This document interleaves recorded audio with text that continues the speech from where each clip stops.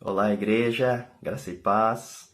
Venho através então desse vídeo trazer a mensagem do culto de oração de hoje. Eu gostaria de trazer uma pequena reflexão que está lá na carta de Tiago, capítulo 1, versículo de 1 a 4. Eu vou ler na versão NVT, se puderem acompanhar. Versículo 1. Eu, Tiago, escravo de Deus e do Senhor Jesus Cristo, envio esta carta às 12 tribos espalhadas pelo mundo. Meus irmãos, considerem motivo de grande alegria sempre que passarem por qualquer tipo de provação, pois sabem que, quando a sua fé é aprovada, a perseverança tem oportunidade de crescer. E é necessário que ela cresça, pois quando estiver plenamente desenvolvida, vocês serão maduros e completos, sem que nada lhes falte. Essa carta de Tiago, ela é muito interessante, ela é curtinha, e ela foi escrita de uma forma como o Tiago, né? Fazia, ele era bem direto, ele foi bem direto no escrever da carta e ao mesmo tempo bem pessoal. Então nós vemos o termo meus irmãos se repetir diversas vezes durante a carta. Provavelmente a carta o livro mais antigo do Novo Testamento, porque comprovamos isso vendo que ela foi escrita antes do concílio em Jerusalém. O concílio aconteceu no ano de 49 e o concílio aconteceu justamente para discutir a questão da salvação dos gentios. Se os gentios realmente são salvos e também se eles deveriam cumprir a lei de Moisés como os judeus ou não. Né? Então o concílio foi justamente para tratar dessa questão dos gentios, né? Dos não-judeus que estavam se convertendo, gerando polêmica entre os judeus tradicionais, né? Os que estavam se convertendo também, mas em relação aos gentios, se era ou não era, se era para eles cumprirem a lei ou não, né? Isso a gente encontra no livro de Atos. E essa carta de Tiago não menciona nada sobre os gentios. Então, tirando isso, a linguagem também era uma linguagem bem tradicional, né? De um judeu bem tradicional, com diversas menções do Antigo Testamento e também do Sermão do Monte, que comprova que foi uma pessoa que andou lado a lado de Jesus.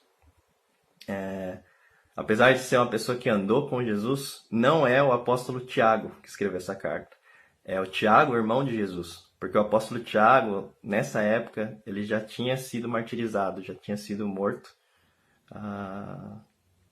e perseguido, né? Então, aqui, quem escreveu foi Tiago, irmão de Jesus, e justamente ele escreve para esse público, os judeus que estão dispersos pelo mundo.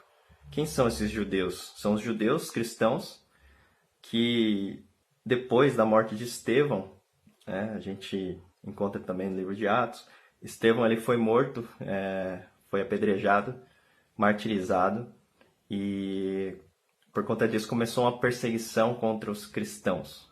Né? Depois disso, na verdade, foi digamos assim, o ápice, e aí Herodes começou a perseguir os cristãos. E com isso houve a dispersão desses cristãos, judeus cristãos, pelo mundo todo. Então esse é o público de Tiago, e ele escreve de uma forma direta, de uma forma clara, de uma forma muito pessoal, ao mesmo tempo ele exorta, encoraja, e é bem interessante. E nesse primeiro versículo, né, a gente encontra Tiago se apresentando, e ele se apresenta com o termo escravo, né? Escravo de Deus. Na versão NVT está escravo, em outras versões, servo de Deus e do Senhor Jesus Cristo. No original, esse termo, na verdade, é doulos, né? Que quer dizer escravo mesmo. Seja involuntário ou voluntário, é escravo. E aqui ele se apresenta assim, então, no sentido do texto, no contexto, o melhor sentido seria um escravo voluntário. Então, eu, Tiago, escravo voluntário de Deus e do Senhor Jesus Cristo, né? Escreva essa carta às 12 tribos que estão dispersas pelo mundo, espalhadas pelo mundo. né, que são, por conta da perseguição, eles se espalharam. Né? Com isso, levaram o cristianismo para todos os lugares, as boas novas, a notícia de Jesus Cristo, do reino de Deus, se espalhou. Enfim, esse é o primeiro versículo, né? No versículo 2, ele já começa falando, meus irmãos, né? Esse termo bem pessoal, né? E o legal é que ele usa esse termo que é muito usado pelos judeus do primeiro século, né? E é muito pessoal, muito legal, só que logo ele já fala meus irmãos e logo ele já fala a primeira frase assim, direto e reto, né? Ele fala justamente nesse versículo, né? Considerem motivo de grande alegria sempre que passarem por qualquer motivo de provação. Ele sabia que eles estavam passando por provações, né? Até por isso que eles foram dispersos. Eles estavam passando por dificuldades, as circunstâncias não eram favoráveis, porque estavam perseguindo os cristãos, matando os cristãos, e eles tiveram que sair. Então eles deixaram suas terras, deixaram tudo que tinha para trás e saíram de lá. Então ele escreve essa carta e ele já fala logo no segundo versículo, né? Considerem motivo de grande alegria sempre que passarem por qualquer tipo de provação, né? Aí a gente fica pensando, alegria. Eu vou considerar motivo de alegria quando a gente passar por qualquer motivo de provação, qualquer tipo de provação, né? Seja circunstâncias, dificuldades, né? Aqui o sentido da palavra provação é justamente o sentido, não aquela provação interna, aquela tentação, mas uma provação externa mesmo. E no caso aqui, o público deles estavam passando por isso. E quem não passa? Né? Que cristão, que pessoa hoje em dia não passa por provações? Né? Circunstâncias que trazem dificuldade, circunstâncias que trazem desânimo, né? Que desanimam, que abatem a pessoa. Nós, como cristãos, passamos por isso.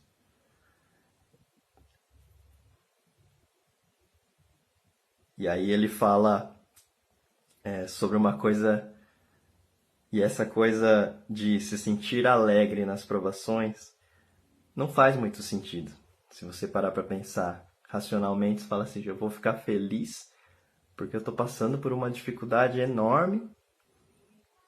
Muitas vezes eu não vejo saída, muitas vezes eu não sei o que fazer, e eu vou me sentir feliz, vou me sentir alegre com isso. E é justamente isso que Tiago está falando. E aí no verso 3, ele diz o porquê. Né? Por quê? Porque sabemos que quando a nossa fé é provada, temos oportunidade de crescer. Né? Quando a gente passa pela prova, por esse, digamos, teste ou avaliação, quando a gente consegue passar, quando a gente consegue ser aprovado, quando a gente consegue ter êxito nisso, né, a gente cresce. Né? Isso traz crescimento para nós. Né? E que crescimento que é? É o crescimento da nossa fé. Então, é por isso, fiquem felizes, fiquem alegres, se sintam alegres. Isso é um motivo de alegria. Porque quando vocês passarem pela prova, pelas provações, né, vocês crescerão em fé. É isso que Tiago está dizendo. E no verso 4, né, o último verso, ele apresenta a necessidade e o que ganhamos com isso tudo. Né? A necessidade de sermos provados e o que ganhamos com isso. Né? É necessário que a nossa fé cresça. Entende? Ele fala no versículo 4, né? É necessário que ela cresça. Ela quem? A fé. Por que é necessário? Aí você fala assim, nossa, então é necessário que eu passe por provações para que a minha fé cresça? É o que está dizendo. Pois quando estiver plenamente desenvolvida, vocês serão maduros e completos. Né? Então ele fala assim, é necessário que você passe por isso, que a sua fé cresça. E aí com a sua fé crescendo, o que a gente ganha com isso? Né? nós nos tornamos maduros e íntegros, completos. No sentido da palavra íntegro, em algumas traduções, vem com essa palavra, né? Em vez de completos, é justamente completos, todas as partes. Ser completo em todas as partes. Então, nos tornar maduros não é nos tornarmos perfeitos. Não é isso que está dizendo, mas sim maduros na fé. Sim maduros espiritualmente. Sim maduros como cristãos. A maturidade cristã. E é necessário que a fé cresça para que isso aconteça.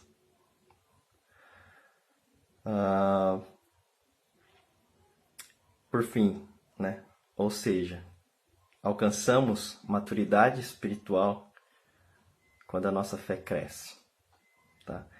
E um dos principais meios que o nosso Deus, nosso Senhor Jesus, usa para que a gente cresça na fé, um dos principais meios é justamente a provação. É justamente o sofrimento. Então ele permite que a gente passe por provações, sofrimentos, para que nossa fé possa crescer. E é engraçado não é engraçado, mas é interessante pensar que na Bíblia não está escrito que a gente vai, depois que a gente se converter ou entregar a nossa vida para Jesus, tudo vai ser perfeito, tudo vai mudar, tudo vai ficar bem. Pelo contrário, né? Afirma aqui nesse texto mesmo, está dizendo, vamos passar por provações, vamos passar por dificuldades. Circunstâncias difíceis vão acontecer. Não tem jeito, e Deus permite isso, para que a gente possa crescer, para que a nossa fé cresça. E eu gostaria de pegar um ponto, que eu acho o ponto mais importante nisso tudo. O ponto mais importante para sermos aprovados e nossa fé crescer é justamente a comunhão com Jesus. O que nos leva a chegarmos aos pés de Jesus. Entende? O que nos faz dependermos mais de Deus?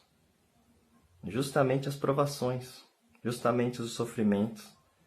E a gente, nos chegando mais perto de Jesus, nós crescemos na comunhão com Jesus. A gente depende dele, a gente busca mais ele, ora mais. E nessa busca, nessa comunhão com Jesus, é que gera essa fé. A fé em quem Jesus é. A fé nas características de Jesus. Sabe? Nós exaltamos mais a Jesus. Nós buscamos e entendemos quem ele é. Né? Jesus, ele tem diversas definições. Né? Ele é o eu sou. Jesus é o Salvador, é o nosso Senhor, é o Rei dos Reis, é o Senhor dos Senhores, é o Leão da tribo de Judá. Ele é o Messias, né? Ele é o Alfa, o Ômega, o começo e o fim. Esse é Jesus Cristo. E quando a gente chega mais perto de Jesus, a gente começa a entender cada vez mais essas características e a confiar plenamente nele. E a nossa fé cresce. E aí sim, voltando lá no segundo versículo, a gente pode afirmar que as provações e sofrimentos são realmente um motivo de alegria. Porque estando com Jesus, crescendo em Jesus, a gente não olha mais simplesmente o físico, simplesmente o que a gente consegue ver, mas a gente começa a enxergar espiritualmente, a gente começa a enxergar o reino de Deus, a gente começa a enxergar a eternidade e as coisas que realmente importam, sabe? A gente começa a enxergar quem nós somos, a nossa humanidade, o quão frágeis nós somos, né? Com tudo que a gente tem vivido e o vírus que se espalhou pelo mundo, a gente fica com medo, as pessoas ficam com medo e ficam pensando e geram crises emocionais e desencadeia outras crises que têm desencadeado no mundo inteiro, crises a economia ficou uma bagunça, crises políticas e incertezas, né? Muitas incertezas. Mas o que nós vemos nas Escrituras é que Jesus Cristo está conosco e não nos abandona e jamais vai nos abandonar. E nesse período, o que a gente deve fazer é um período de provação, é um período de dificuldades, de circunstâncias ruins. Devemos nos achegar a Cristo. Ele está de braços abertos e a gente só deve chegar, nos colocar aos seus pés e clamar a Ele, buscar a Ele. E eu tenho certeza que aí sim a gente vai conseguir encontrar a verdadeira alegria e o motivo de alegria, apesar de tudo, apesar de nós. E é isso, gostaria de fazer uma oração. Senhor, nós te agradecemos porque o Senhor é fiel. Te agradecemos porque o Senhor é bom o tempo todo. Te agradecemos, Senhor, porque o Senhor não nos abandona, Senhor. Te agradecemos porque o Senhor está aqui. Nos ajuda, Deus, a nos achegarmos cada vez mais perto de Ti, Senhor. E encontrarmos alegrias, encontrarmos a plena satisfação no Senhor. Em nome de Jesus, Senhor, eu clamo, Deus, eu oro a Ti, para que nós, como cristãos, possamos viver, Senhor, uma vida reta diante do Senhor, de integridade, e que possamos alcançar a maturidade, Senhor, a maturidade da fé, maturidade espiritual, para que assim tenhamos plena confiança de que, apesar de qualquer coisa, estamos em Ti. Estamos vivendo, Senhor, para a eternidade, não para o aqui e agora. Em nome de Jesus, Senhor, nos ajuda a enxergar, conforta os corações, Senhor. Possamos, Senhor, fazer a diferença e levar esse amor, o amor do Senhor, que é real, é concreto, não é abstrato, mas que a gente possa mostrar como igreja, como corpo de Cristo, quem nós somos e aquilo que nós representamos, que é o verdadeiro amor pleno. Em nome de Jesus, Senhor, nós te agradecemos, te louvamos, te damos toda a honra e toda a glória. Amém.